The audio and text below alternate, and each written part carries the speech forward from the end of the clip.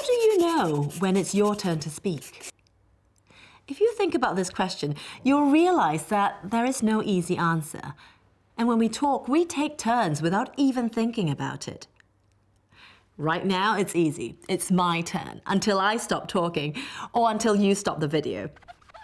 But in normal conversation, there are many factors that determine whose turn it is, when we are allowed to interrupt, and who speaks next.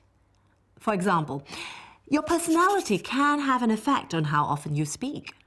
Confident or louder people might speak more often. If you're speaking a second or third language and are not very confident at speaking that language, you're likely to speak less often. It's important to know that your first language identity is also a significant factor in turn-taking. People from certain language backgrounds might be happy to speak at the same time as other people. Meanwhile, people from other language backgrounds might prefer others to be quiet when they're taking their turn to speak. Other factors might include how old you are, whether you're a woman or a man, and even what kind of industry you work in. So, we all have a preferred turn-taking style, but we'll need to interact with people who communicate in different ways to us. This means that we might need to adapt our style to connect with the other person and communicate effectively.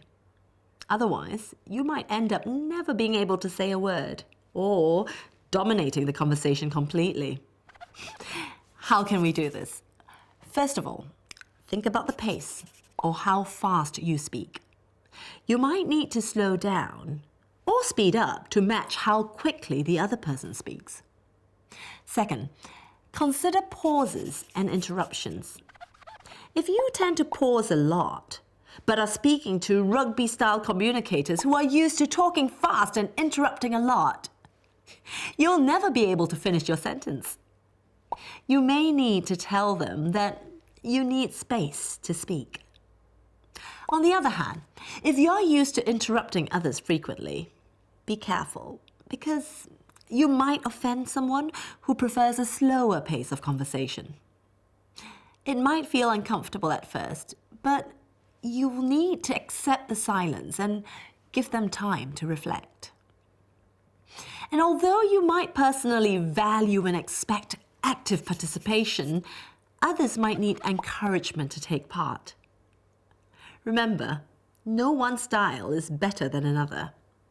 If communication clearly isn't going well, it might be worth openly discussing the expectations you all have about what good communication means and how these could be achieved together.